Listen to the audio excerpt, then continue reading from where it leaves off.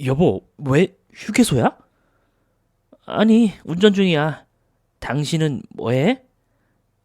나? 집이지. 서윤이 아직 자고 있고, 나 막 물 마시러 부엌에 나왔어.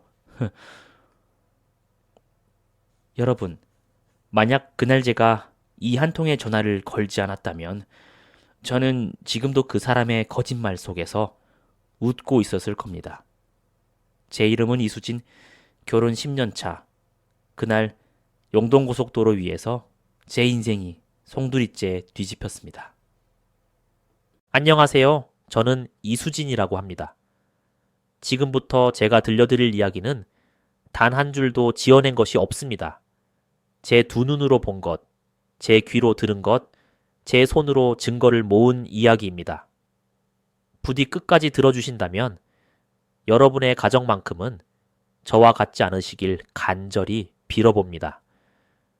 그날 새벽 5시 반, 저는 강릉 출장을 위해 집을 나섰습니다. 제 나이 41, 제약회사 마케팅팀 차장으로 일하고 있었습니다. 현관까지 따라 나온 남편 박태주는 제 이마에 가볍게 입을 맞춰주었습니다. 여보, 운전 조심해. 서윤이는 내가 잘 챙길게. 고마워. 저녁에 통화해. 그 입맞춤이 10년간 이어져 온 우리의 아침 인사였습니다. 그 인사가 위장일 수도 있다는 생각을 저는 단 한 번도 해본 적이 없었습니다.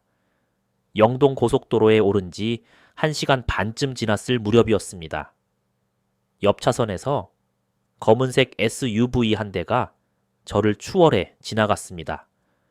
평소 같으면 그냥 스쳐보냈을 차였는데 그날따라 뒤 범퍼에 붙은 노란색 별 스티커가 제 눈길을 잡았습니다. 3년 전 딸 서윤이가 아빠 채 별 하나 달자며 직접 붙인 그 스티커였습니다. 떨리는 눈으로 번호판을 읽어 내려가는 순간 저는 숨이 턱 막혔습니다. 35거 4708. 분명히 남편 차였습니다. 처음에는 크게 놀라지 않았습니다. 서윤이 데리고 빵이라도 사러 나갔나 싶었거든요. 그래도 어디 가는지는 알아야겠다 싶어 저는 블루투스로 전화를 걸었습니다. 여보, 왜? 그냥, 당신 지금 뭐해? 나? 집이지. 서윤이 아직 자고 있고, 나 막 물 마시러 나왔어. 그 순간 수화기 너머로 분명히 들렸습니다. 자동차 엔진이 낮게 우는 소리, 그리고 딸깍, 딸깍 하고 규칙적으로 울리는 방향 지시등 소리. 저는 귀를 의심했습니다. 부엌에 서 있다는 사람의 뒤에서 들릴 소리가 아니었습니다. 아, 그럼 서윤이 깨우지 마. 이따 통화해. 그래. 조심히 가? 전화가 끊겼습니다. 저는 방향 지시등을 켜고 차선을 뒤로 물려 남편 차와 4대 정도 간격을 둔 차에 따라붙었습니다. 강릉 지점장님께는 몸이 좋지 않아 미팅을 내일로 조정해 달라는 문자를 보냈습니다. 제 손이 떨려서 오타가 3번이나 났습니다. 남편 차는 강릉 방향이 아닌 엉뚱한 쪽으로 빠져나갔습니다. 30분, 1시간, 1시간 반. 저는 운전대를 붙잡고 2시간을 따라갔습니다. 마침내 남편 차가 빠진 곳은 원주 새말 IC였습니다. 원주라니 남편의 입에서 한 번도 들어본 적 없는 도시였습니다. 남편 차는 원주 외곽의 한 아파트 단지로 들어갔습니다. 주저함도 헤맴도 없는 익숙한 진입이었습니다. 저는 단지 입구에서 조금 떨어진 편의점 앞에 차를 세웠습니다. 20분쯤 지났을까요? 백오동 현관에서 남편이 걸어 나왔습니다. 어깨에는 처음 보는 분홍색 유치원 가방이 걸려 있었습니다. 그리고 그 뒤로 긴 머리를 묶은 30대 초반의 여자가 걸어 나왔습니다. 품에 안긴 4살쯤 되어 보이는 남자아이의 작은 손이 여자의 머리카락을 만지고 있었습니다. 저는 떨리는 손으로 휴대폰을 꺼내 녹화 버튼을 눌렀습니다. 오빠 준호 어린이집 가방 좀 들어줘. 줘. 오늘은 내가 데려다 주고 올게. 남편이 아이를 건네받는 순간 그 아이가 남편의 목에 자연스럽게 팔을 감았습니다.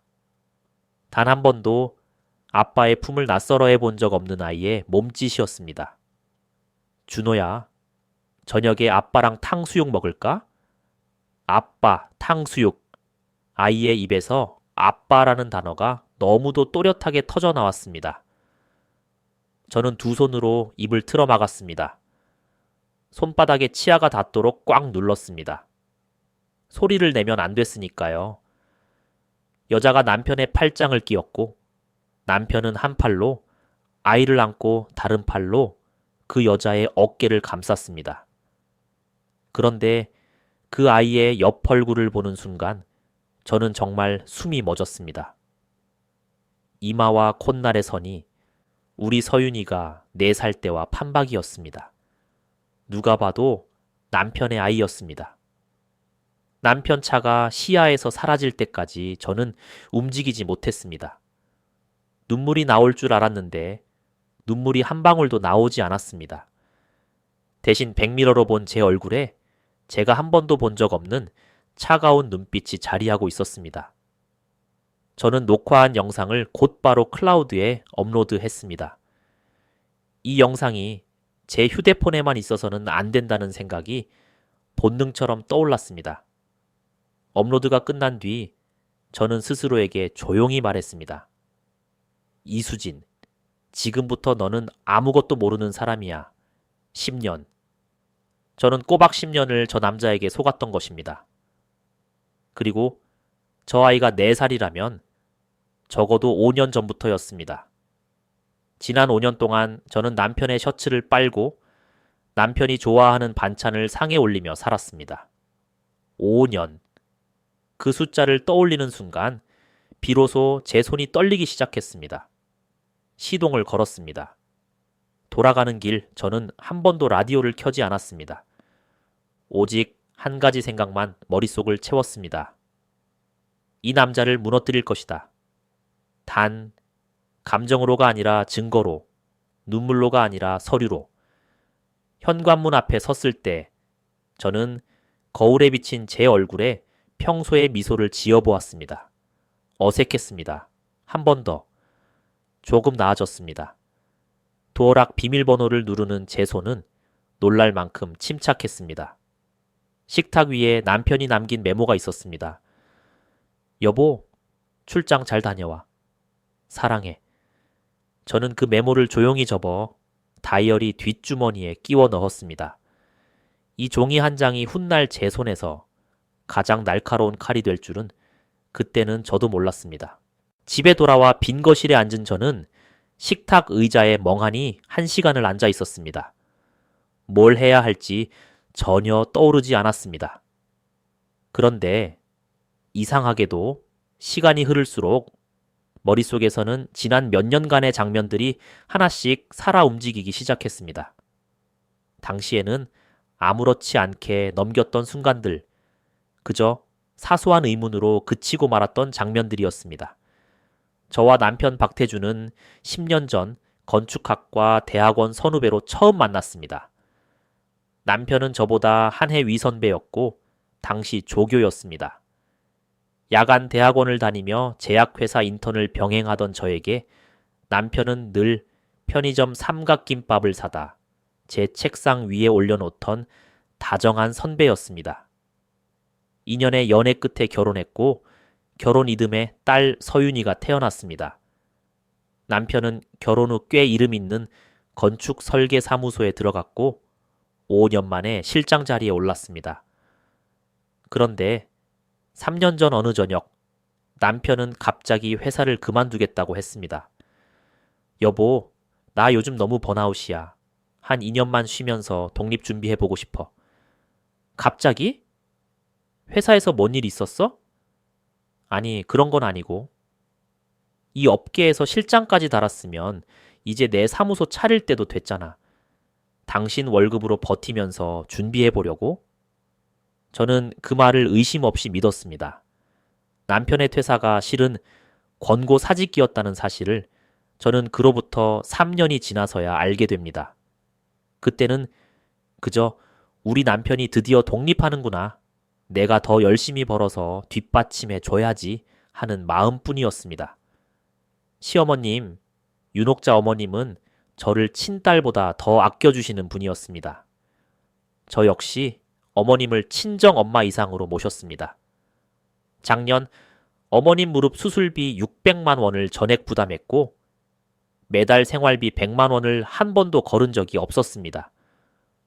어머님은 친척들 앞에서 저를 이렇게 자랑하셨습니다. 우리 수진이는 내 친딸 그 이상이에요. 내가 전생에 무슨 복을 쌓았길래 이런 며느리를 만났는지 몰라요. 남편은 그 옆에서 넉살 좋게 웃으며 말했지요. 엄마, 그건 내가 와이프한테 잘해서 그런 거야. 내가 얼마나 잘해주는데. 그 말이 얼마나 뻔뻔한 거짓말이었는지를 저는 이제야 알게 된 것입니다. 남편의 유일한 단점은 허영심이었습니다. 브랜드에 유난히 약했어요. 친구 모임에는 꼭 명품 시계를 차고 나갔고 동창회에는 수백만 원짜리 수입 양복을 새로 맞춰 입고 나갔습니다. 제가 가끔 한마디 하면 남편은 꼭 이런 식이었습니다. 아, 여보, 남자는 밖에서 기 안 죽으려면 이런 게 필요해. 좀 너무 잔소리하지 마. 그 좀이라는 말, 저는 그 말이 세상에서 제일 싫었습니다. 그 말이 나오면 며칠씩 집안이 냉랭해졌고 저는 그 냉랭함이 무서워서 번번이 입을 닫았습니다. 지금 생각해보니 그 좀이라는 한 글자가 남편이 제 입을 막는 마법의 주문이었습니다. 작년 가을에는 공동통장에서 한꺼번에 1200만 원이 빠져나갔습니다. 여보, 이 돈 뭐야? 아, 그거 김 부장이 급하다고 해서 800만 원 빌려줬고 나머지는 친구들이랑 일본 골프 여행 갔잖아. 그런 큰 돈을 말도 없이 뺐어? 여보, 이런 것까지 일일이 보고해야 돼? 내가 밖에서 체면 좀 쓰면 안 돼? 저는 또 그렇게 넘어갔습니다. 그때 남편 개인 통장을 한 번만 더 들여다봤더라면 거기에 이미 돈 한 푼 없었다는 사실을 알 수 있었을 텐데 말입니다. 5달 전 일도 떠올랐습니다. 남편 차 조수석 틈에서 발견한 연두색 꽃 모양 머리핀. 여보, 이 머리핀 뭐야? 아, 그거 김 소장님 딸을 어제 내가 태워줬는데 그때 떨어뜨렸나 봐. 저는 그 말을 의심 없이 믿었습니다. 그런데 지금 돌이켜보니 남편은 이미 3년 전에 회사를 그만둔 상태였습니다. 어느 회사의 김 소장이란 말인가요? 그 명백한 모순조차 저는 알아채지 못했습니다. 새벽마다 울리던 진동소리, 저장된 이름은 이 소장. 설계 외주가 새벽에만 들어온다. 던 남편의 말. 석 달 전 남편 지갑에서 나온 원주 톨게이트 영수증. 거래처 땅 보러 다녀왔다 대언 대답. 이 모든 순간이 경고등이었는데 저는 그 불빛을 단 한 번도 제대로 바라본 적이 없었습니다. 그뿐만이 아니었습니다. 얼마 전 시어머님이 하신 말씀. 수진아, 요즘 태준이 얼굴이 왜 저렇게 반쪽이 됐니? 사업 준비하느라 힘든가 봐. 그때 저는 독립준비로 스트레스 받나 보다 생각했지만 지금 와서 보면 남편 얼굴이 반쪽이 된 진짜 이유는 두 집 살림이었을 겁니다. 딸 서윤이가 최근 던진 질문도 떠올랐습니다. 엄마, 아빠는 왜 자꾸 밤에 집에 안 와? 아빠가 요즘 일이 많으셔서 그래. 엄마, 아빠 회사 안 다니잖아. 10살짜리 딸이 저보다 더 먼저 진실에 다가가 있었던 것입니다. 저는 그 사실 앞에서 무너져 내렸습니다. 제가 엄마로서, 아내로서, 한 사람의 어른으로서 너무 한심하게 느껴져서 견딜 수가 없었습니다. 한참을 식탁에 엎드려 있다가 저는 노트북을 열었습니다. 그리고 흰 문서 위에 첫 문장을 타이핑했습니다. 의심해야 할 것들. 2026년 이수진. 향수 냄새. 새벽 전화. 머리핀. 원주 영수증. 공동 통장 지출. 1200만 원. 김 소장이라는 인물. 저는 지난 3년간의 모든 이상했던 순간들을 하나도 빠짐없이 적어 내려갔습니다. 적다 보니 놀랍게도 그 목록이 A4 2장을 가득 채웠습니다. 증거가 없었던 것이 아니라 제가 보려 하지 않았던 것이었습니다. 문서를 저장하고 저는 깊게 숨을 내쉬었습니다. 시계는 오후 1시를 가리키고 있었습니다. 남편이 원주에서 돌아오려면 아직 6시간은 남아 있었습니다. 그 6시간 동안 저는 해야 할 일이 있었습니다. 평소처럼 서윤이 학원 가방을 챙기고 저녁 반찬을 준비하고 아무 일 없는 아내의 얼굴로 남편을 맞이할 준비를 하는 일이었습니다. 거울 앞에 서서 저는 다시 한번 미소를 지어 보았습니다. 조금 전보다 훨씬 자연스러워졌습니다. 10년간 남편이 제게 보여준 그 완벽한 연기를 이제는 제가 돌려줄 차례였습니다. 저녁 7시가 조금 넘었을 무렵 현관 도어락이 울렸습니다. 저는 앞치마를 두른 차에 된장찌개를 뒤적이고 있었습니다. 프라이팬 위에서는 갈치가 노릇하게 구워지고 있었고 서윤이는 식탁에서 숙제를 하고 있었습니다. 겉으로 보기에 그 장면은 대한민국 어느 평범한 집의 저녁 풍경과 조금도 다르지 않았습니다. 다녀왔어. 남편이 현관에서 구두를 벗으며 말했습니다. 저는 뒤돌아보지 않은 채 국자를 저으며 대답했습니다. 왔어? 손 씻고 와. 갈치 다 구워지고 있어. 오, 갈치네. 웬일이야? 당신 출장 갔다가 벌써 왔어? 컨디션이 안 좋아서 내일 오전에 KTX로 다시 내려가려고 지점장님이 일정 조정해 주셨어. 저는 목소리가 평소보다 조금이라도 떨릴까봐 말끝을 최대한 짧게 끊었습니다. 남편은 욕실에서 손을 씻고 나와 식탁 앞에 앉았습니다. 서윤이의 머리를 한번 쓰다듬으며 말하더군요. 서윤아, 오늘 아빠랑 잘 놀았지? 아빠가 놀이터에서 미끄럼틀도 태워줬잖아.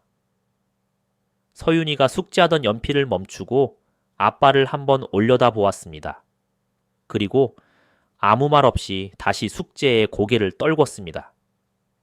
그 짧은 순간의 정적을 저는 등 뒤에서도 선명하게 느꼈습니다. 10살 서윤이는 이미 무언가를 알고 있었던 것입니다. 저는 찌개를 식탁에 올려놓고 남편 맞은편에 앉았습니다. 남편이 수저를 들기 전에 제가 먼저 말을 꺼냈습니다. 참, 당신 오늘 하루 종일 뭐 했어? 나? 서윤이랑 집에 있었지. 아침에 죽 먹고, 점심에 짜장면 시켜 먹고, 오후에 놀이터 잠깐 나갔다 왔어. 아, 그랬구나. 근데 나 아까 낮에 당신한테 전화했는데 안 받더라?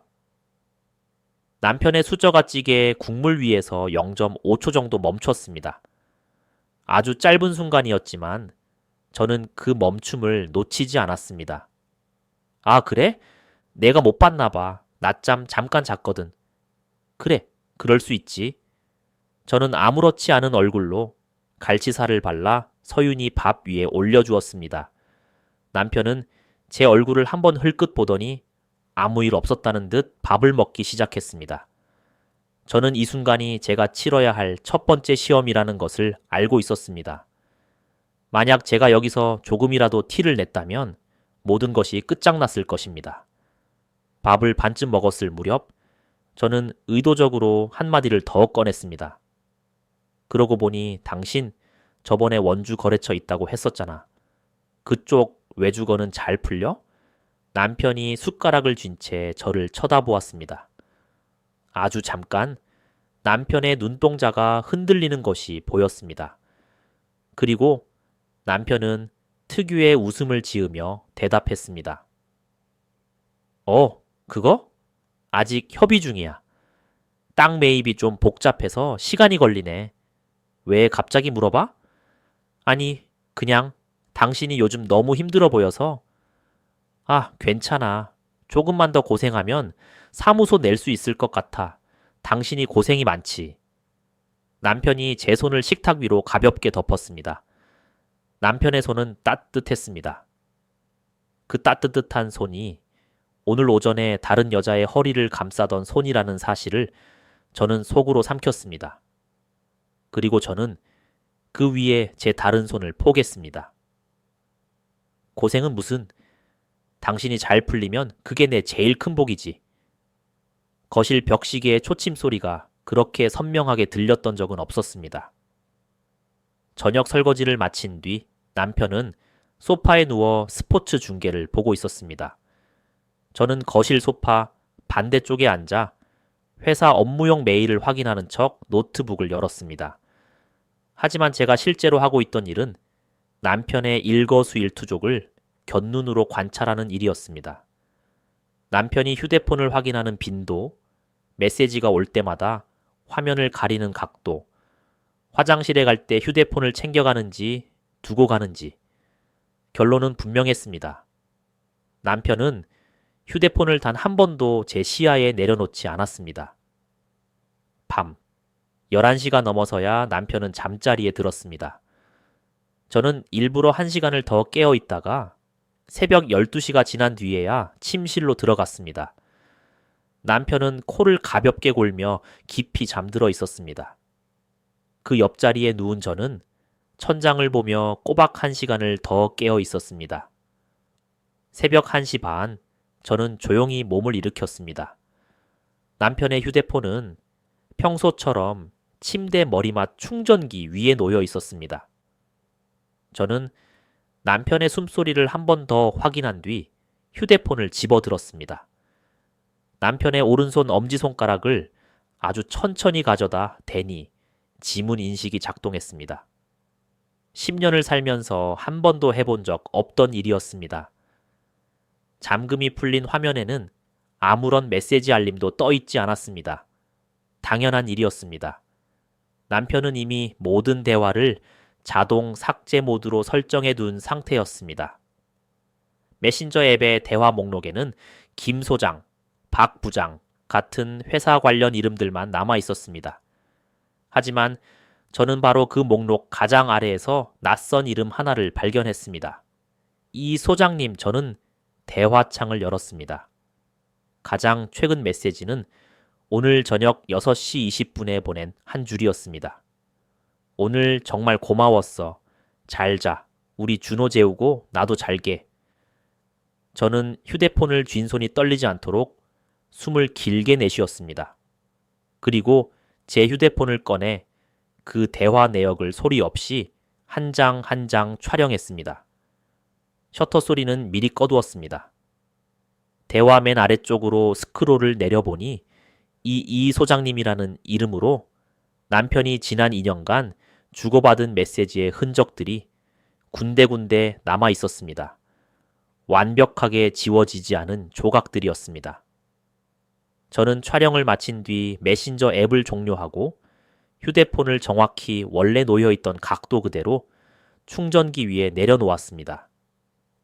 그리고 침대로 돌아왔습니다.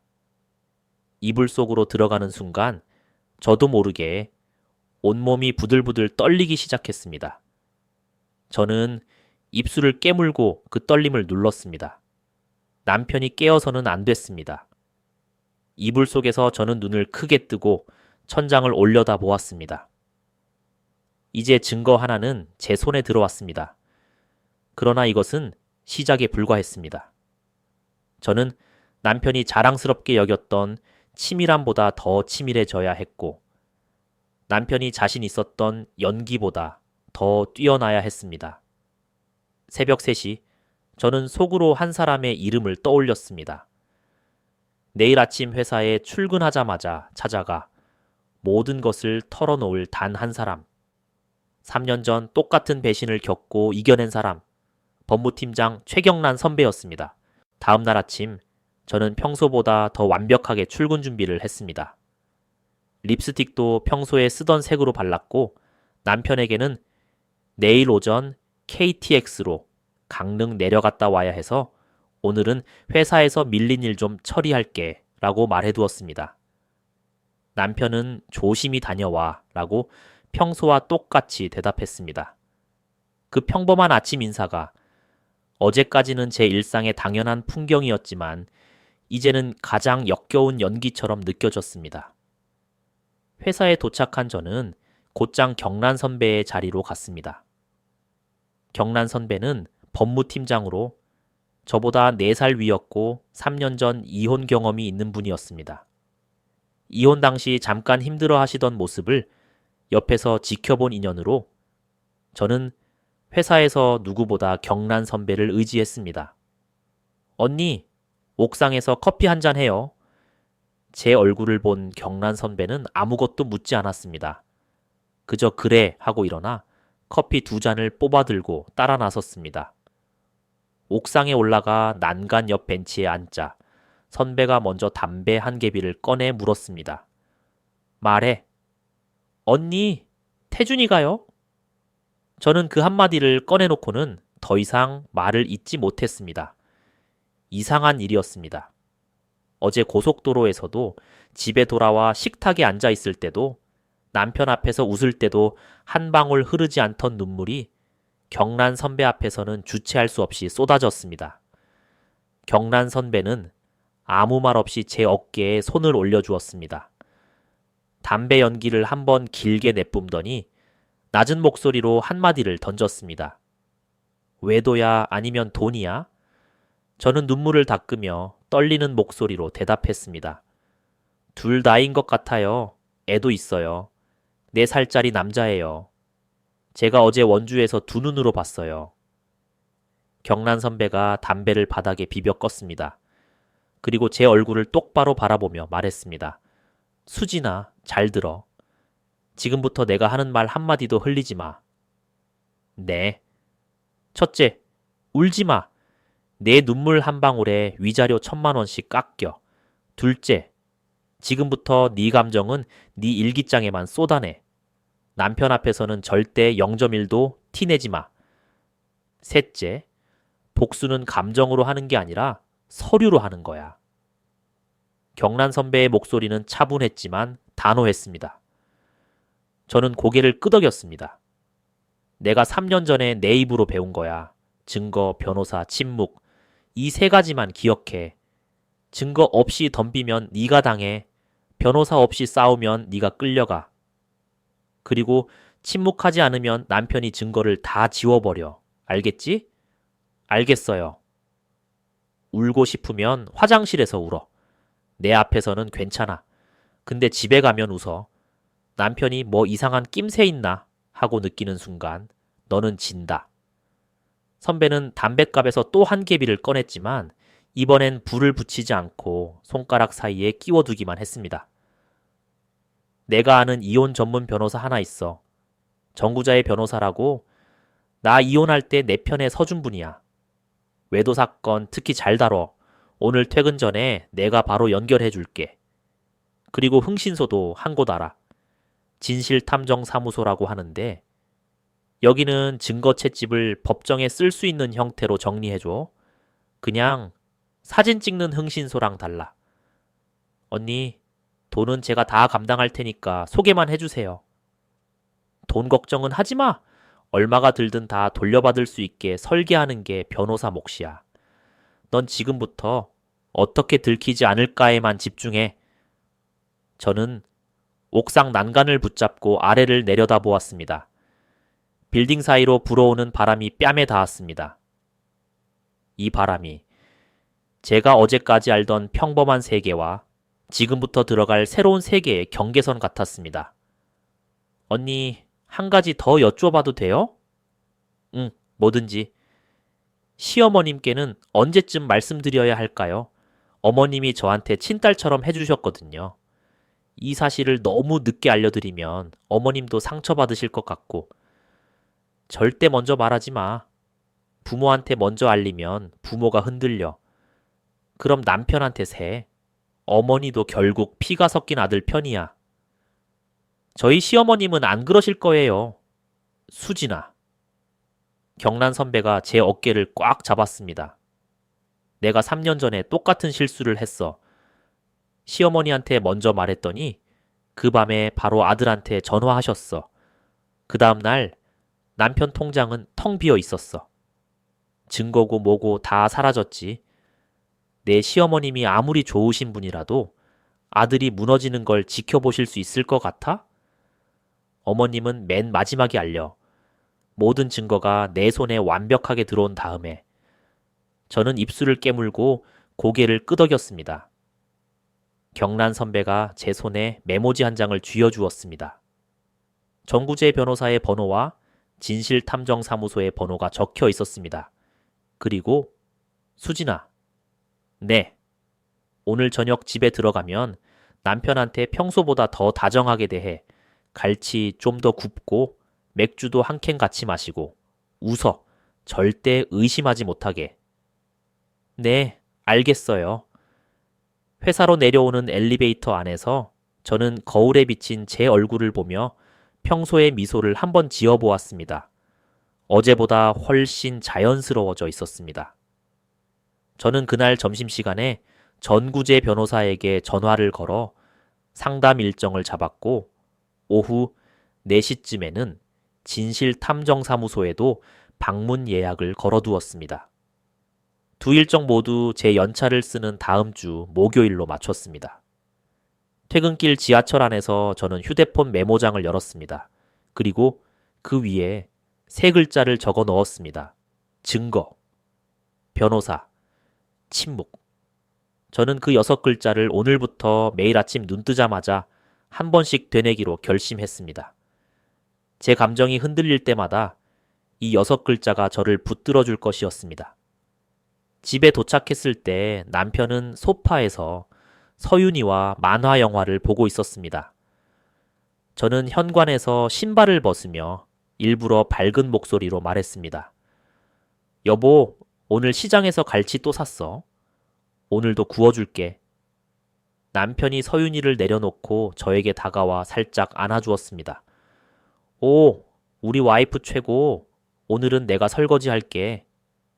저는 남편의 품에서 미소를 지으며 속으로 6글자를 되뇌었습니다. 증거, 변호사, 침묵. 이 전쟁은 지금부터 시작이었습니다. 경란 선배가 소개해준 전구재 변호사를 만난 건 연차를 낸 다음 주 목요일이었습니다. 정 변호사는 40대 중반의 차분한 인상이었고 제 이야기를 들으면서 한마디도 끼어들지 않고 끝까지 메모만 했습니다. 제가 다 이야기한 뒤 그분이 처음 꺼낸 말은 뜻밖이었습니다. 수진님, 지금 보여주신 영상과 메시지 캡처만으로도 이혼 소송과 상간녀 위자료 청구는 충분합니다. 그런데 제 느낌에 이 사건은 외도만이 아닌 것 같습니다. 네? 남편분이 3년 전에 퇴사하셨다고 하셨죠. 그 퇴사 경위부터 다시 확인하시는 게 좋을 것 같습니다. 그리고 공동 통장에서 큰 금액이 자주 빠져나갔다고 하셨는데 그 돈의 종착지를 흥신소에서 추적해달라고 요청해 주세요. 제가 볼 때는 그쪽이 더 큰 그림입니다. 저는 변호사 사무실을 나온 뒤 같은 건물 아래층에 있는 진실탐정사무소로 내려갔습니다. 소장님은 50대 초반의 남자분이셨는데 첫 마디부터 단호했습니다. 사모님, 저희는 법정에 쓸 수 있는 증거만 채집합니다. 시간은 3주, 비용은 500만 원. 의뢰하시겠습니까? 네, 의뢰하겠습니다. 단 하나만 부탁드릴게요. 제 남편이 절대 눈치채지 못하도록 해주세요. 그건 걱정 마십시오. 저희 직원들이 30년 경력입니다. 그렇게 3주가 시작되었습니다. 그 3주 동안 저는 집에서 완벽한 아내로 연기했습니다. 남편이 좋아하는 갈치조림을 일주일에 2번씩 상에 올렸고 주말에는 서윤이를 데리고 남편과 놀이공원에도 다녀왔습니다. 놀이공원에서 남편이 서윤이의 손을 잡고 회전목마를 태워주던 그 장면을 저는 미소를 지으며 휴대폰으로 사진까지 찍어주었습니다. 남편은 완전히 방심하고 있었습니다. 정확히 3주 뒤 진실탐정사무소에서 전화가 왔습니다. 사모님, 보고서 나왔습니다. 한 번에 보시기 쉽지 않을 겁니다. 마음 단단히 드시고 오십시오. 다음 날 오전 저는 연차를 내고 사무소로 갔습니다. 소장님이 두꺼운 파일 한 권을 제 앞에 내려놓으셨습니다. A4 용지로 70쪽이 넘는 분량이었습니다. 먼저 상간녀 정보부터 말씀드리겠습니다. 이름은 한지영 33, 세. 원주시에서 지영 필라테스라는 이름으로 필라테스 스튜디오를 운영 중입니다. 남편분과의 관계의 시작 시점은 추정 5년 전 아들 한준호 4세. 출생신고서에는 아버지란이 공란입니다만 친자 확인 의뢰를 병원에 한 기록이 있습니다. 친자 확인이요? 네. 한지영 씨가 2년 전에 남편분 머리카락을 채취해 친자 확인을 의뢰한 기록이 남아 있습니다. 결과는 양성이었습니다. 본인이 남편분 아이라는 걸 확실히 확인한 뒤에 관계를 이어왔다는 뜻입니다. 저는 파일을 넘겼습니다. 두 번째 장에는 남편이 퇴사했다는 건축 설계사무소에 내부 문서 사본이 붙어 있었습니다. 남편분은 3년 전 독립준비로 퇴사하신 게 아닙니다. 외주 설계비를 빼돌려 해고되셨습니다. 당시 해고가 아닌 권고사직으로 처리된 건 회사 측에서 사건이 외부로 알려지는 걸 원치 않아서였습니다.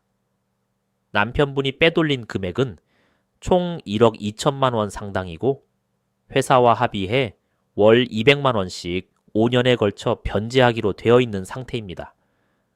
그럼 지금도 남편이 그 돈을 갚고 있단 말씀이세요? 서류상으로는 그렇습니다. 실제 입금 여부는 더 조사해봐야 알겠지만 대리운전으로 월 110만 원 정도 버시는 걸로 보면 정상적으로 갚고 계신 것 같진 않습니다. 저는 다음 장을 넘겼습니다. 그리고 그 장을 본 순간 저는 정말로 숨을 쉴 수가 없었습니다. 이게 뭐예요? 이 대출은? 사모님, 이게 오늘 가장 중요한 부분입니다. 두 분 공동명의 아파트를 담보로 2억 5천만 원의 담보대출이 나가 있습니다. 대출 실행일은 2년 전이고요. 그리고 이 서류에 찍힌 사모님 도장과 인감증명서의 사용 기록을 역추적해 봤더니 사모님이 직접 발급받으신 것이 아니었습니다. 제가 직접 안 받았다고요? 명의도용입니다. 사모님의 인감증명서 위임장이 위조된 상태로 은행에 제출됐고 그걸로 대출이 실행됐습니다. 이건 단순 외도가 아니라 사문서 위조와 명의도용, 사기죄까지 해당하는 사안입니다. 저는 파일을 덮었다가 다시 펼쳤습니다. 3번 정도 같은 행동을 반복했습니다. 머리가 도저히 따라가지 못했습니다. 소장님이 물 한 잔을 제 앞에 놓아주셨습니다. 천천히 보세요. 아직 더 있습니다. 저는 물을 한 모금 마시고 다음 장을 넘겼습니다. 제 명의로 된 신용대출 8천만 원, 그것도 저는 전혀 알지 못한 대출이었습니다. 이것 역시 명의도용이었습니다. 그리고 그 돈의 흐름 추적 결과가 이어졌습니다. 총 3억 3천만 원의 자금 흐름을 추적한 결과입니다. 원주 오피스텔 전세 보증금 1억 원, 한지영 씨 필라테스 스튜디오 창업 자금 1억 2천만 원, 월 생활비 명목으로 한지영 씨 계좌에 매월 이체된 누적 금액 약 8천만 원, 남편분 명품 구매와 생활비로 약 3천만 원, 마지막 숫자까지 맞습니다. 그 종이 한 장 위에 제 10년의 결혼 생활이 전부 적혀 있었습니다. 제가 매달 아껴서 모은 돈들, 남편을 위해 썼던 시간들, 시어머님께 보내드린 생활비들, 서윤이의 학원비들, 그 모든 것이 남편이 다른 여자의 스튜디오를 차려주기 위한 자금이었던 것입니다. 사모님, 한 가지 더 있습니다. 더요? 더 뭐가 있어요? 소장님이 마지막 장을 펼쳐주셨습니다. 한지영 씨도 남편분을 완전히 믿고 있진 않은 것 같습니다. 지난 6개월간 한지영 씨가 원주에서 다른 남자와 3차례 만난 기록이 있습니다. 스튜디오 VI 피회원 중 한 명인데 40대 사업가입니다. 남편분이 이걸 아시는 것 같진 않습니다. 저는 그 대목에서 처음으로 헛웃음이 나왔습니다. 남편이 자기 인생을 통째로 갖다 바친 그 여자조차 남편을 마음으로 지키고 있지 않았던 것입니다. 남편은 도대체 무엇을 위해 제 10년을 망가뜨린 것일까요? 사무소를 나온 저는 건물 앞 벤치에 한참을 앉아 있었습니다. 이상하게도 눈물은 나오지 않았습니다. 대신 입안에서 피맛이 났습니다. 제가 너무 세게 입술을 깨물고 있었던 것이었습니다. 그날 밤 저는 집에 들어가 평소처럼 저녁상을 차렸고 남편 옆에서 평소처럼 웃었으며 서윤이에게 평소처럼 동화책을 읽어주었습니다. 그리고 새벽 1시 서재에 들어가 문을 잠근 뒤 소리 없이 울었습니다. 울면서도 저는 제 무릎 위에 올려둔 흰 종이 위에 한 줄을 적어 넣었습니다. D-Day를 정하자. 이제 증거는 완벽하게 제 손에 들어왔습니다. 남은 건 오직 하나. 남편을 쓰러뜨릴 가장 완벽한 순간을 고르는 일이었습니다. 흥신소 보고서를 받은 뒤부터 저는 매일 밤 같은 악몽을 꿨습니다.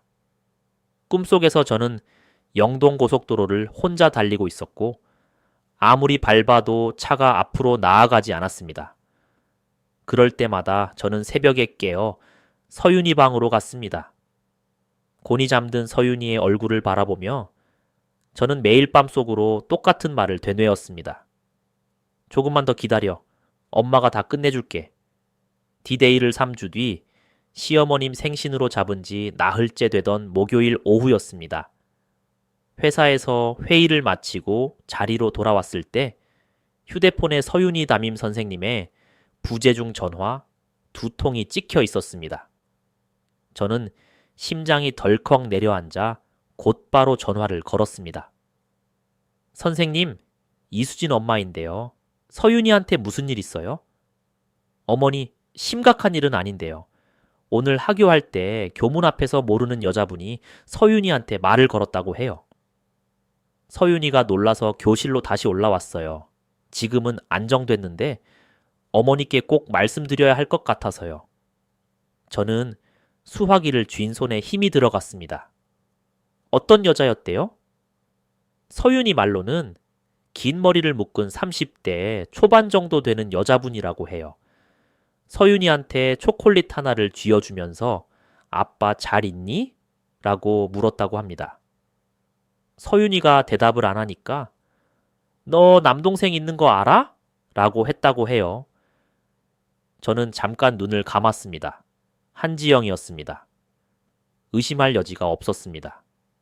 선생님, 제가 지금 바로 하교시키러 갈게요. 정말 감사합니다. 앞으로 모르는 사람이 서윤이한테 접근하면 절대 혼자 돌려보내지 마시고 꼭 저한테 먼저 연락 주세요. 저는 반차를 내고 바로 학교로 달려갔습니다. 교문 앞에 서 있는 서윤이를 본 순간 저는 무릎을 꿇고 서윤이를 끌어안았습니다. 서윤이는 제 품 안에서 작은 목소리로 말했습니다. 엄마, 그 아줌마가 이상한 얘기 했어. 나 남동생 있대. 근데 나 외동딸이잖아.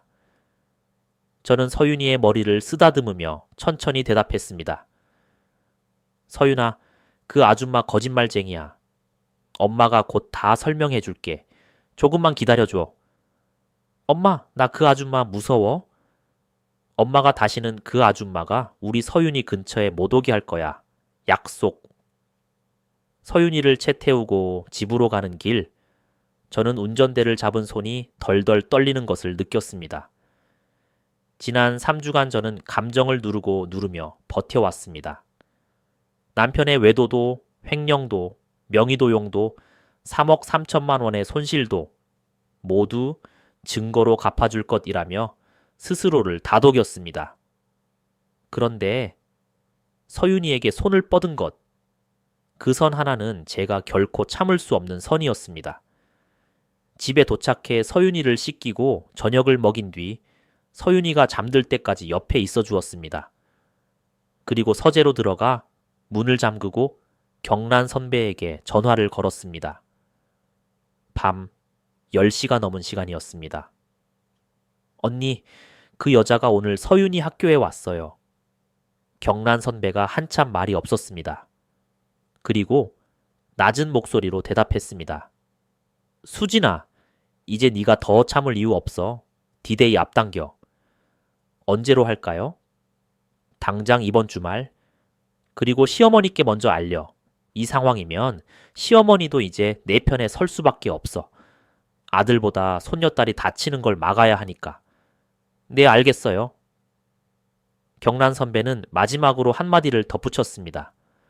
수진아, 한 가지 더. 내일 아침에 정구자의 변호사한테 전화해서 상간녀에 대한 접근금지 가처분도 같이 신청해. 서윤이 학교랑 너희 집 방형 500m 안으로 못 들어오게. 전화를 끄는 저는 서재 의자에 한참을 앉아 있었습니다. 이제 망설일 시간은 끝났습니다. 저는 휴대폰을 열어 시어머님께 짧은 문자를 보냈습니다. 어머님, 내일 점심에 잠시 따로 뵐 수 있을까요? 드릴 말씀이 있어서요. 몇 분 지나지 않아 어머님의 답장이 왔습니다. 그래, 우리 며느리. 무슨 일 있니? 내일 12시에 집 근처 한정식 집 한울에서 보자. 저는 답장을 보내고 휴대폰을 내려놓았습니다. 거실로 나와 남편이 자고 있는 안방을 바라보았습니다. 열흘 뒤에도 여전히 이 집에서 이 남자가 제 남편 행세를 하고 있을까요? 아니요. 이제 더는 아닙니다. 저는 노트북을 열고 내일 시어머님께 보여드릴 자료들을 마지막으로 정리했습니다. 원주 아파트 영상, 이 소장님 메시지 캡처, 횡령 해고 통지서, 2억 5천 명의도용 대출 서류, 8천만 원 신용대출 서류, 3억 3천 자금 흐름 보고서, 상간녀 신원 자료, 그리고 오늘 서윤이에게 접근한 사건 기록까지 폴더 하나에 순서대로 정리해 태블릿에 옮겨 담았습니다. 마지막으로 저는 태블릿 배경화면을 바꿨습니다.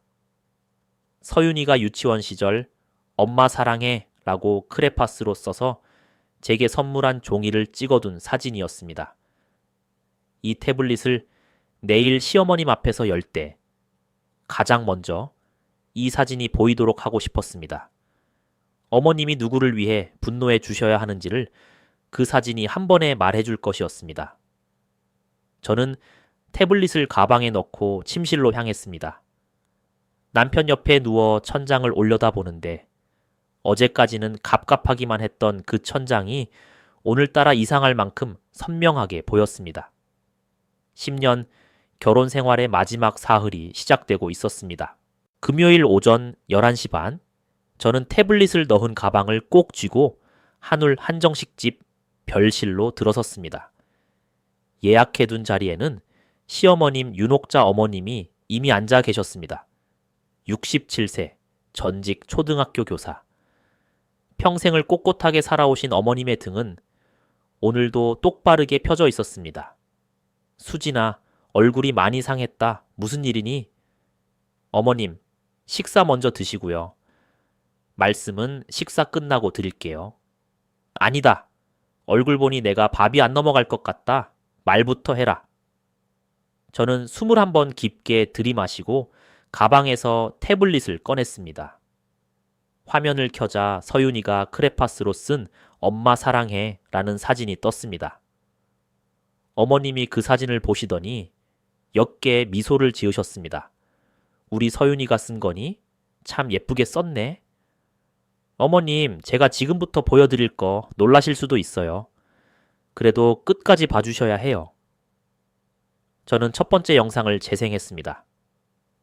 원주 아파트 앞, 남편이 아이를 안아 올리며 준호야 탕수육 먹을까? 라고 말하는 장면, 그 옆에서 한지영이 남편의 팔짱을 끼는 장면, 어머님의 표정이 서서히 굳어갔습니다. 젓가락을 쥐고 계시던 손이 천천히 테이블 위에 내려갔습니다. 이게 무슨 영상이냐, 수진아. 어머님, 태준 씨예요. 어머님은 한참 동안 아무 말씀도 하지 않으셨습니다. 영상이 끝난 뒤에도 화면을 계속 바라보고만 계셨습니다. 저는 두 번째 자료를 열었습니다. 이 소장님이라는 이름으로 저장된 메시지 캡처들이었습니다. 이 이름, 이 소장님이라고 남편 휴대폰에 저장돼 있는 사람이 방금 그 여자예요. 한지영. 33세, 원주에서 필라테스 스튜디오를 운영하고 아들 준호 4살은 친자 확인까지 끝난 태준 씨 아이예요. 어머님의 입술이 파르르 떨리기 시작했습니다. 어머님, 여기서 끝이 아니에요. 저는 3번째 자료를 열었습니다.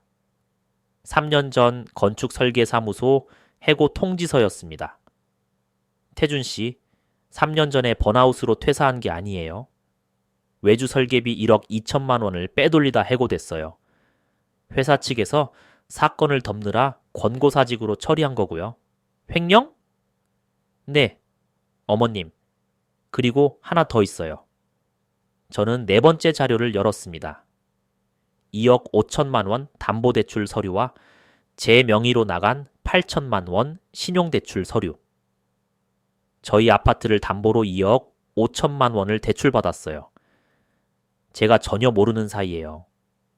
그리고 제 명의로 또 8천만 원이 대출됐고요. 전부 제 도장과 인감증명서를 위조해서 만든 서류예요. 사문서 위조, 명의도용, 사기죄까지 해당돼요. 어머님이 그 자리에서 숟가락을 내려놓으셨습니다. 그리고 아무 말 없이 두 손으로 얼굴을 감싸셨습니다. 저는 마지막 자료를 열었습니다. 3억 3천만 원의 자금 흐름 추적 보고서였습니다. 그중 1억 2천은 상간녀의 스튜디오 창업 자금, 1억은 원주 오피스텔 전세, 8천은 상간녀 앞으로 보낸 생활비. 마지막 한 장은 어제 서윤이 학교 사건 기록이었습니다. 어머님, 어제 그 여자가 서윤이 학교에 찾아왔어요. 서윤이한테 초콜릿 주면서 너 남동생 있는 거 아니라고 물었대요. 그 순간이었습니다. 어머님이 얼굴을 감싸고 있던 두 손을 천천히 내리셨습니다. 그리고 저를 똑바로 바라보시는데 그 눈빛이 제가 10년간 한 번도 본 적 없는 눈빛이었습니다. 슬픔도 분노도 아닌 차갑게 가라앉은 결단의 눈빛이었습니다.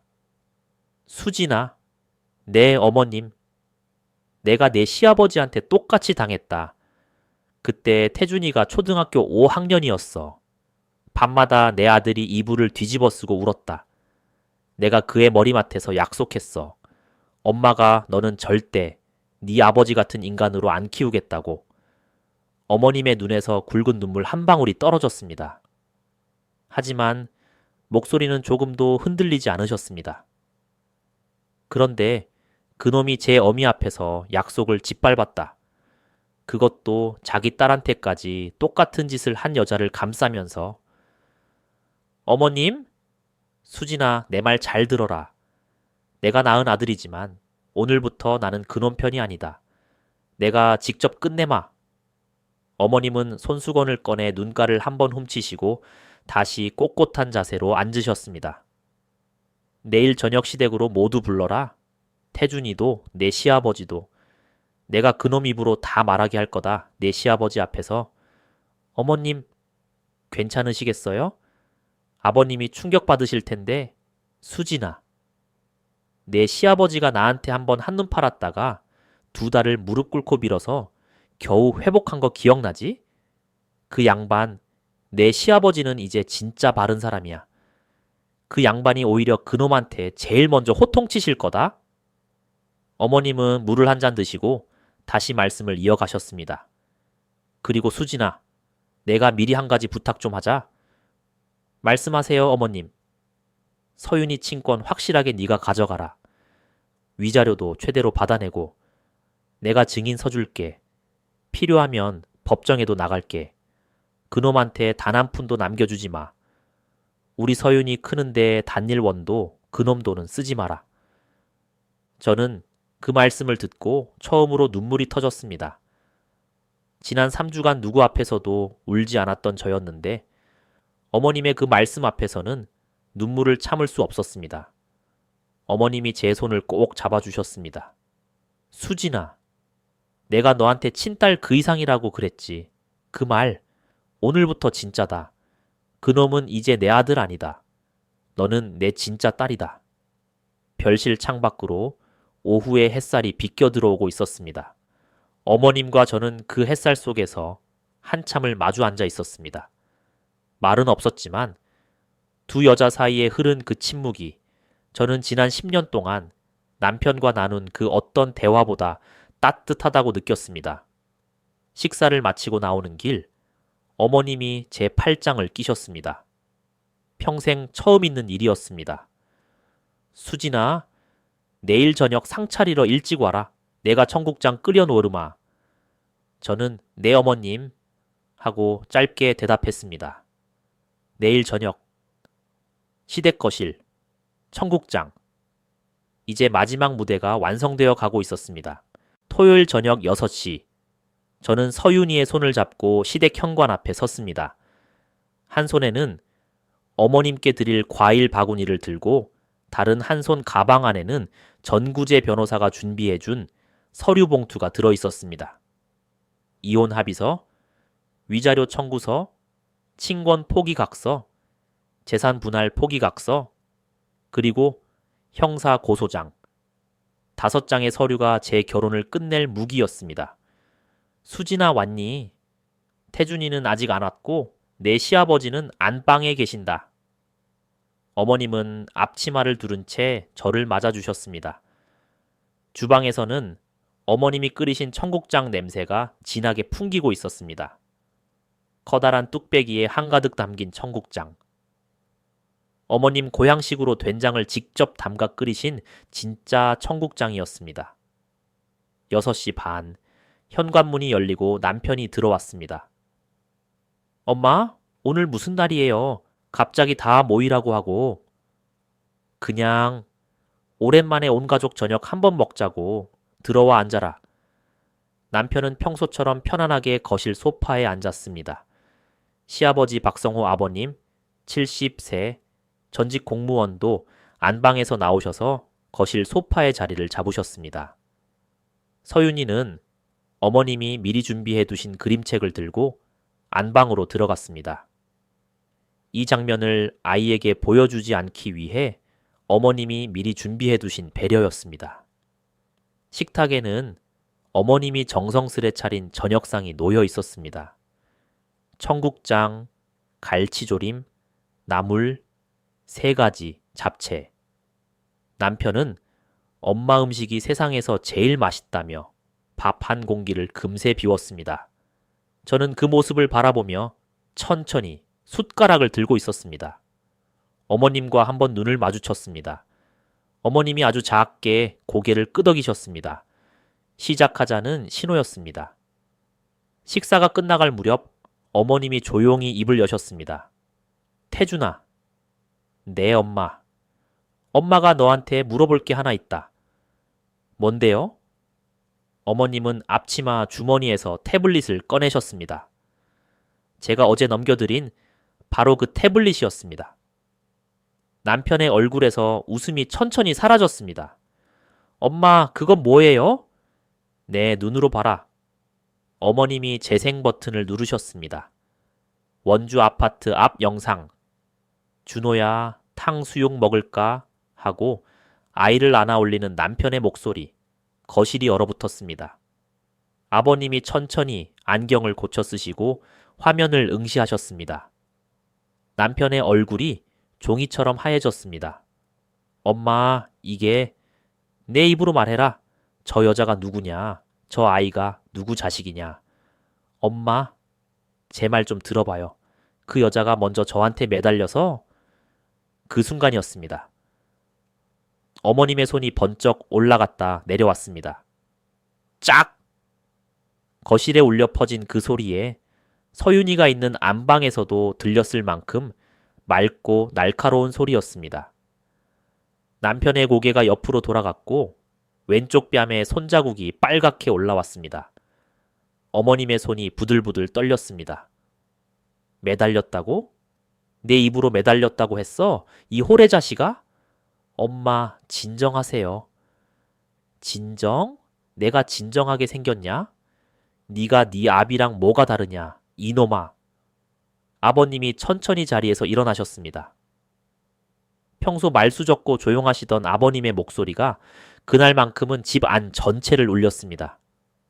태준아, 아버지, 내가 네 어머니한테 한번 한눈 팔았다가 2달을 무릎 꿇고 빈 거 너 기억하지? 네. 그때 내가 네 어머니한테 약속했다. 다시는 이런 일로 이 집에 그림자 들이우지 않겠다고. 너도 그 모습 다 봤어. 그런데 네가 지금 뭐 하는 짓이야? 내가 죽기 전에 너한테 이런 꼴 보려고 네 어머니랑 버텨온 줄 아느냐? 아버님의 눈에서 눈물이 떨어졌습니다. 평생 강직하게만 사시던 분이 아들 앞에서 눈물을 흘리시는 모습을 저는 그때 처음 보았습니다.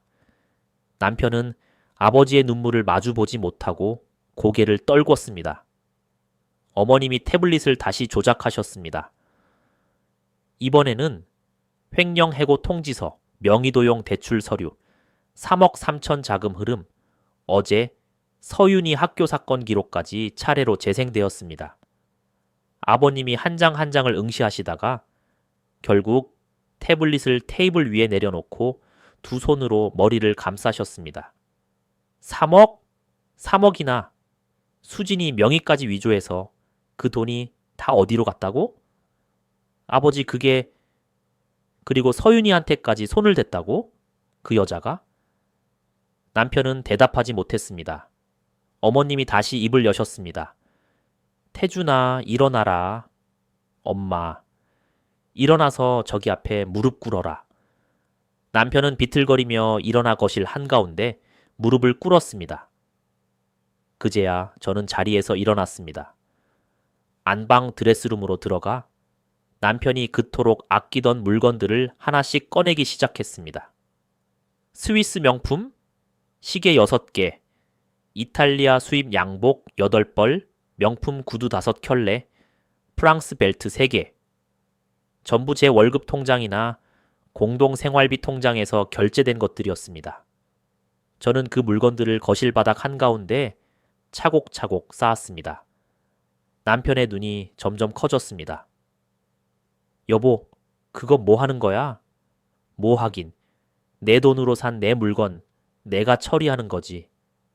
저는 주방으로 걸어갔습니다. 그리고 어머님이 끓이신 그 청국장 한 솥을 2손으로 들고 거실로 가져왔습니다. 뚝배기에서 아직도 김이 모락모락 올라오고 있었습니다. 진한 청국장 냄새가 거실을 가득 채웠습니다. 수진아, 하지마, 제발. 그거 얼마짜린지 알아? 왜 몰라? 내가 다 결제한 건데. 저는 청국장 한 솥을 명품 더미 위에 천천히 엎어버렸습니다. 걸쭉한 국물이 시계 유리에 이탈리아 양복 소매에 구두 가죽에 흘러내렸습니다. 거실이 청국장 냄새로 가득 찼습니다. 남편이 주저앉아 소리쳤습니다. 미쳤어? 이 여자가 미쳤어? 여보? 그거 합쳐서 1억이 넘어. 알아? 저는 뚝배기를 내려놓고 남편을 똑바로 내려다보며 말했습니다. 당신이 풍기던 향수 냄새보다 어머님 청국장 냄새가 100배는 향기롭네요. 남편이 저를 올려다보았습니다. 저는 한 걸음 더 다가가 낮은 목소리로 말했습니다. 그리고 이 청국장이 아니었으면 저 평생 당신 향수 냄새에 코 막고 살았겠죠. 어머님 청국장이 저를 살린 거예요. 저는 가방에서 서류 봉투를 꺼내 테이블 위에 던졌습니다. 이혼 합의서, 위자료 청구서, 친권 포기각서, 재산 분할 포기각서, 형사 고소장.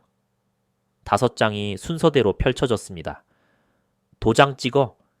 안 찍으면 월요일 아침에 변호사가 법원에 바로 접수해. 당신은 월요일부터 피의자 신분이야. 남편이 무릎을 꿇은 채 제 다리를 붙잡았습니다. 수진아, 한 번만 기회를 줘. 저는 남편의 손을 천천히 떼어냈습니다. 그리고 처음으로 이 모든 일이 시작된 뒤 처음으로 눈물이 한 방울 떨어졌습니다. 어머님이 제 어깨를 감싸 안아주셨습니다. 수진아, 울지 마라. 이제 다 끝났다. 내가 네 옆에 있다. 아버님이 일어나 현관 쪽으로 걸어가셨습니다. 그리고 남편을 향해 마지막으로 한마디를 던지셨습니다. 태준아, 이 집에서 나가라. 너는 오늘부로 내 아들 아니다. 그날 밤 남편은 시댁에서 쫓겨났습니다. 어머님과 아버님이 보는 앞에서 5장의 서류에 모두 도장을 찍었습니다. 손이 너무 떨려서 도장이 빗둘게 찍힌 자국들이 그날의 남편 마음 상태를 그대로 보여주는 듯 했습니다. 이혼은 빠르게 진행됐습니다. 남편이 협의 이혼에 응하지 않을 수 없는 상황이었거든요. 외도, 횡령, 명의도용, 사문서 위조까지 어느 하나라도 법정에서 다투면 남편이 더 불리해진다는 사실을 정 변호사가 명확히 짚어주었습니다. 이혼이 확정된 건 한 달 뒤였습니다. 위자료 8천만 원, 재산 분할해서 아파트는 제 단독 소유로 넘어왔습니다. 명의도용으로 발생한 3억 3천만 원의 대출은 소송을 통해 전액 무효 처리되었고 제 신용기록도 깨끗하게 회복되었습니다. 정 변호사의 능숙한 솜씨 덕분이었습니다. 친권과 양육권 모두 제게 왔고 남편에게는 면접 교섭권조차 부여되지 않았습니다. 서윤이가 아빠 안 보고 싶다고 법원 면담에서 직접 말했기 때문입니다. 형사사건은 한 달 뒤 본격적으로 시작됐습니다. 사문서 위조, 명의도용, 사기죄로 기소된 남편은 결국 징역 1년 6개월에 집행유예 3년 판결을 받았습니다. 초범이고 일부 변제 의사를 밝혔다는 점이 참작된 결과였습니다. 전과자가 된 남편은 건축업계에서 완전히 퇴출되었습니다. 건축사 자격증의 효력도 정지되었습니다. 그동안 한지영은 어떻게 됐을까요? 남편이 빈털터리가 되고 전과자가 되었다는 사실을 알게 된 그 여자는 마치 기다렸다는 듯 움직였습니다. 자기 명의로 된 필라테스 스튜디오의 자산을 모두 처분하고 원주 오피스텔 보증금까지 빼서 한순간에 잠적해 버렸습니다. 아들 준호도 함께 데리고 사라졌습니다. 남편이 그 여자를 찾아 헤매다 결국 제게 연락해 왔던 날, 저는 한 통의 이상한 메시지를 받았습니다. 한지영 본인이 잠적 직전에 보낸 메시지였습니다. 이수진 씨, 저는 이만 가요. 사실 저도 속았어요. 그 사람이 처음 만났을 때 자기는 설계사무소 대표라고 했어요. 이혼 절차 중이라고 했고요. 저도 피해자예요. 증거 보내드릴게요. 잘 사세요. 그 여자는 자기가 남편과 주고받은 메시지 백업 파일과 친자 확인 서류, 그리고 남편이 자신에게 보낸 자필 편지 사진까지 첨부해 보냈습니다. 그 자료들 중에는 남편이 수진이는 곧 정리할 거야. 너만 믿고 기다려 라고 썼던 메시지가 있었고, 내년쯤 회사 정리되면 너랑 결혼할게 라고 약속한 음성 파일까지 있었습니다. 저는 그 메시지에 답장을 하지 않았습니다. 다만 그 자료들을 정 변호사에게 그대로 넘겼습니다. 그 자료들이 결국 추가 위자료 청구에 결정적 증거가 되었고, 한지영 본인에 대한 상간녀 위자료 5천만 원 판결이 떨어진 후에도 그 여자는 끝내 잡히지 않았습니다.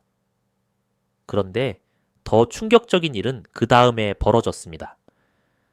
잠적한 한지영이 2달 뒤 갑자기 남편을 상대로 친자 확인 소송과 양육비 청구 소송을 걸어온 것입니다. 자기는 이미 도망쳐 놓고 양육비는 받겠다는 뻔뻔한 행동이었습니다. 유전자 검사로 친자가 확정되었고 남편은 매달 80만 원씩 한준호의 양육비를 물게 되었습니다. 남편은 그제야 모든 것을 잃었습니다. 회사도, 자격증도, 명예도, 가족도, 그리고 자신이 5년 동안 모든 것을 갖다 바친 그 여자도, 남편이 매달 배달 일로 버는 250만 원 중에서 80만 원이 한준호 양육비로 자동 압류되어 빠져나갔습니다. 남은 170만 원으로 원룸 월세 40만 원을 내고 편의점 도시락으로 끼니를 때우며 살아간다는 이야기를 어머님께 전해 들었습니다. 어머님은 그 이야기를 전하시면서도 단 한 번도 동정 어린 표정을 짓지 않으셨습니다. 수진아, 그놈은 내 아들 아니다. 너 신경 쓰지 말고 서윤이만 잘 키워라. 저는 그동안 부장으로 승진했습니다. 회사에서 진행한 마케팅 프로젝트가 큰 성공을 거두면서 임원 후보로 거론되기 시작했고 연봉도 결혼 당시에 2배가 되었습니다. 서윤이는 학교 상담 선생님과 정기적인 면담을 받으며 점차 안정을 찾아갔고 어느 날 제게 이렇게 말했습니다. 엄마, 우리 둘만 있는 게 더 편한 것 같아. 저는 그 말을 들으며 웃었습니다. 정말로 웃었습니다. 지난 1년 동안 서윤이가 그렇게 환하게 웃는 얼굴을 본 적이 거의 없었기 때문입니다. 그리고 어느 토요일 오후 누군가 제 집 초인종을 눌렀습니다. 이혼한 지 정확히 1년이 지난 토요일 오후였습니다. 인터폰을 켜자 화면 속에 낯선 듯 익숙한 얼굴이 비쳤습니다. 머리는 듬성듬성 빠져 있었고 입게는 며칠은 깎지 않은 수염이 자라 있었습니다. 검은 점퍼는 소매가 달아 있었고 등에는 배달 가방이 매여 있었습니다. 1년 사이에 10년은 늙어 보이는 전 남편이었습니다. 수지나 나야. 한 번만 얼굴 보고 얘기하자. 저는 잠시 망설이다 인터폰을 내려놓고 현관 앞 복도로 나갔습니다. 집 안에서 서윤이가 듣지 못하도록 하기 위해서였습니다. 문을 열었을 때 전 남편은 제 얼굴을 보자마자 그 자리에서 무릎을 꿇었습니다. 수진아, 내가 잘못했어. 진짜 잘못했어. 나 다시 시작하고 싶어. 서윤이 봐서라도 한 번만 다시 생각해줘. 저는 그를 한참 동안 내려다 보았습니다. 1년 전 청국장을 명품 위에 쏟아붓던 그 거실에서 무릎 꿇고 제 다리를 붙잡던 그 남자와 똑같은 자세였습니다. 다른 점이 있다면 그때는 화려한 옷을 입고 있었고 지금은 배달 가방을 맨 점퍼 차림이라는 것뿐이었습니다. 서윤이는 아빠 없는 1년이 훨씬 행복했대. 수진아, 제발. 당신 지금 양육비 80만 원 내고 있지? 그 돈 한지영 아들한테 가는 거잖아. 우리 서윤이한테는 한 푼도 안 내잖아. 그러면서 무슨 자격으로 서윤이 아빠라고 해? 그게 압류 들어가서 어쩔 수 없는 게 아니라 당신이 그렇게 만든 거지. 그때 엘리베이터 문이 열리는 소리가 났습니다. 어머님이 양손에 장바구니를 들고 걸어 나오셨습니다. 매주 토요일마다 서윤이를 보러 오시는 어머님이었습니다. 어머님은 무릎 꿇은 아들을 보시고 잠시 멈춰 서셨습니다. 태준아, 엄마, 너 여기 어떻게 왔니? 네가 여기 발걸음할 자격이 있다고 생각하니?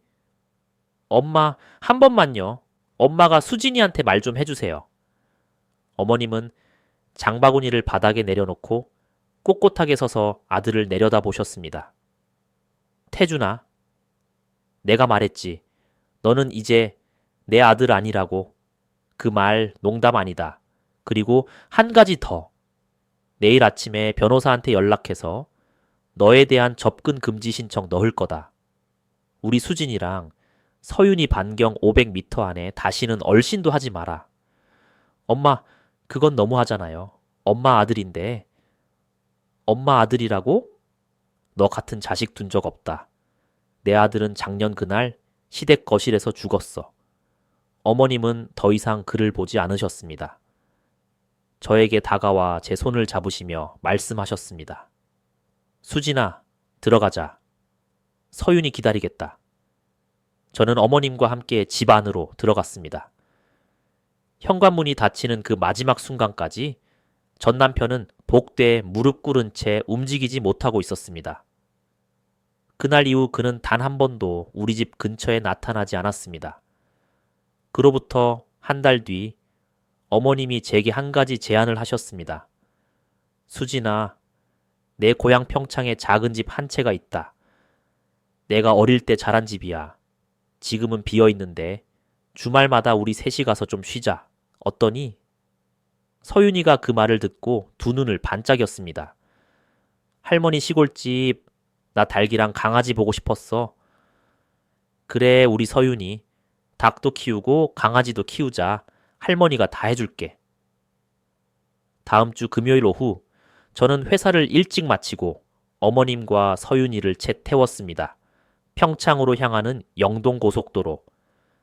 1년 전 저를 지옥으로 끌고 갔던 바로 그 도로였습니다. 그런데 이번에는 그 도로가 전혀 다른 도로처럼 느껴졌습니다. 같은 길인데 같이 가는 사람이 다르고 향하는 곳이 달라서였을까요? 뒷좌석에서 서윤이가 창밖을 바라보며 말했습니다. 엄마, 우리 셋이 진짜 가족 같아. 저는 룸미러로 서윤이를 바라보며 미소를 지었습니다. 조수석의 어머님이 제 손을 잡으시며 조용히 말씀하셨습니다.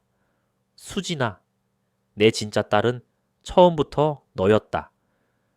평창 시골집은 작지만 따뜻한 마당이 있는 집이었습니다. 어머님이 어릴 적 뛰놀던 그 마당에서 서윤이는 새로 만난 강아지와 한참을 뒹굴며 놀았습니다. 어머님과 저는 마루에 앉아 직접 담그신 동치미를 한 사발씩 마셨습니다. 마당 너머로 봄바람이 살랑 불어왔고 멀리 보이는 산봉구리에는 아직 잔설이 남아 있었습니다. 저는 그 봄바람을 맞으며 천천히 눈을 감았습니다. 1년 전 영동고속도로 위에서 운전대를 잡고 떨고 있던 그 여자는 이제 더 이상 제 안에 없었습니다. 여러분, 제 이야기는 여기까지입니다. 길었던 이야기 끝까지 들어주셔서 진심으로 감사드립니다. 가끔 사람들이 제게 묻습니다. 그날 영동고속도로에서 남편 차를 알아보지 못했다면 어떻게 됐을 것 같으냐고. 저는 그때마다 이렇게 대답합니다. 그날 그 차를 알아본 건 우연이 아니라 제 무의식 어딘가에서 이미 진실을 향해 가고 있었던 것 같다고요. 복수의 가장 좋은 방법은 같은 사람이 되지 않는 것이라는 말이 있습니다. 저는 거짓으로 무너진 결혼을 진실로 끝냈고 감정이 아닌 증거로 제 자리를 지켰습니다. 그 남자를 무너뜨린 것은 제가 아니라 그 남자가 스스로 쌓아 올린 거짓의 탑이었습니다. 여러분, 부탁 한 가지만 드리고 싶습니다. 배우자를 사랑하고 믿는 것은 당연하지만 자신을 지킬 수 있는 힘만큼은 절대 놓지 마세요. 작은 의심 한 조각, 사소한 위화감 하나라도 그냥 흘려보내지 마세요. 그것이 여러분과 여러분의 아이를 지키는 가장 작은 시작입니다. 저는 오늘도 평창 시골집에서 어머님과 서윤이와 함께 평범한 봄을 보내고 있습니다. 여러분의 가정에도 거짓 없는 봄날이 늘 함께 하시기를 진심으로 바랍니다.